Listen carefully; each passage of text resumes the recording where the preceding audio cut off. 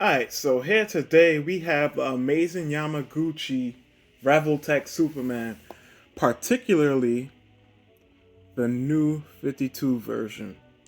Now I have to say, overall the aesthetic for the both figures, because we're going to hop right into this, there's a lot to talk about. Overall, the aesthetic for both of these figures is good. At first I thought it was amazing, especially when I saw the promo pics, but I think it's just good. I think one of the biggest things for me is the head sculpt.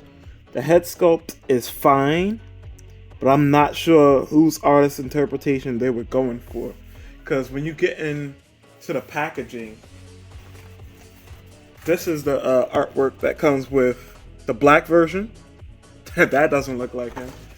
And here's the artwork that comes with the blue version. That doesn't look like him either. So I'm not sure whose face it was going. I'm not sure if it was just the sculptor's interpretation of New 52 Soups. But yeah, I'm not. It's okay. It's a good head sculpt. It's not a bad head sculpt. It just doesn't look like any of the artworks, which I guess is a knock against it. Now overall, like the body proportioning and things like that, I thought that he looked a little off. And when I look at him through the camera, you can't really see this proportioning issue. But I feel like the chest is pretty narrow. And maybe that's just because of how the joints are sculpted. And I mean, joints are with Revoltech. But if you're buying Revoltech figures, that's something you should be aware of. They have very interesting joint technology. So, and we'll get into that when I get into articulation. But the chest feels a bit narrow. And the shoulders a bit big, but it is Superman. I suppose that's fine. Overall, the paint is very clean. The silver paint on the black version looks very clean. It looks very good. The paints on the red and blue, the standard version, very good, very clean. The panel lining on the suit, let me bring them closer so y'all can see. The panel lining on the suit looks really good. The muscles are all sculpted very nicely. So it's a good looking figure. It's just certain things that bug me a little bit. Another thing that bugs me, but you won't see because you'll have a cape on him. But when he has his cape off, he has no traps whatsoever. Now the good thing is, most of the time you're going to be posing him with his cape, not without his cape. But if you wanted to pose him without his cape, just be aware of that. And because he doesn't have a lot of traps, it makes his neck look extra long. Sorry about that, he was out of focus for a bit. But that's something to be mindful of. But besides that, the overall aesthetic, like it looks, the paint is clean. I wish the faces had a little bit more paint to it. The hair sculpt is clean. The face looks very plastically, which is disappointing, but it's not a complete deal breaker for me. But if it is for you, well, there you have it. Now, what else before we move on to articulation? That's about it. I think the face and the hands look a tad bit plasticky. I wish they had like a less shiny plastic, and it's not super shiny to begin with. It's kind of satin, but I just wish it had a more flat look to it that wasn't shiny. But other than that, the somewhat narrow feeling chest. I don't know why the chest feels narrow, because on the camera it doesn't look narrow at all, or it doesn't look as narrow as it does when I'm looking off the camera. But either way, on to articulation.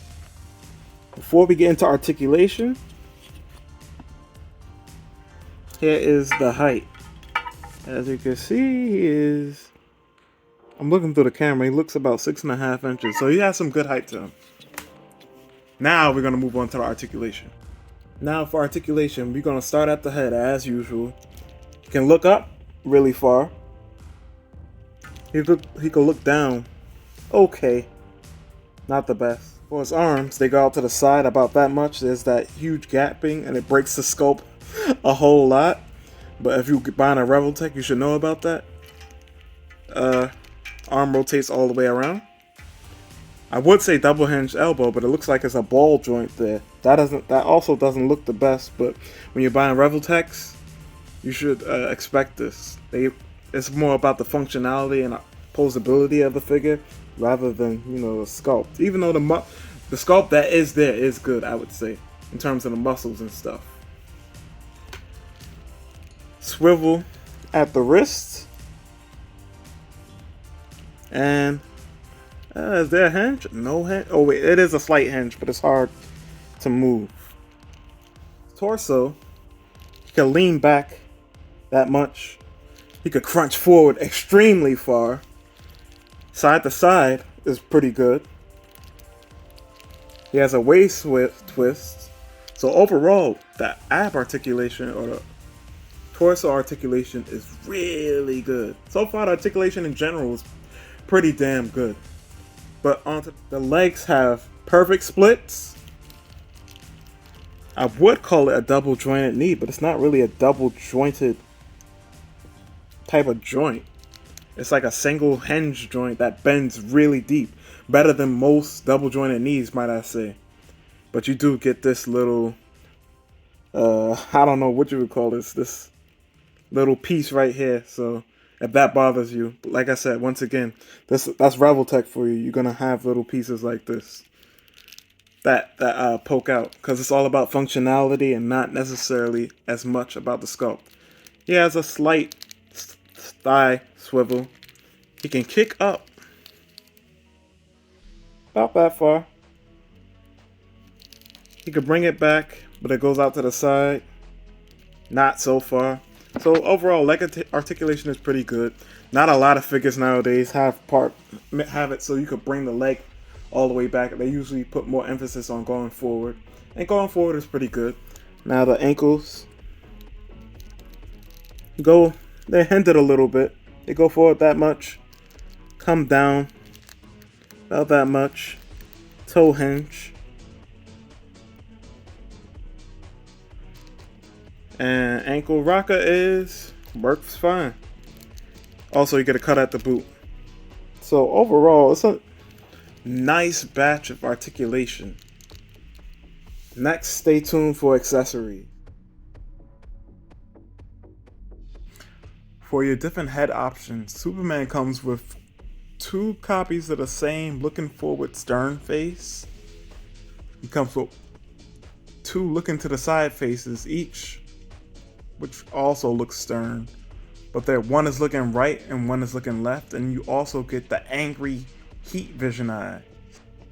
For the hand accessories, he comes with the 2 fist hands, 2 open palm kind of gesture hands, 2 grabby or fist catching hands, 2 karate chop or flight pose hands, 1 finger pointing hand, and 1 hand that looks like it's supposed to be holding something.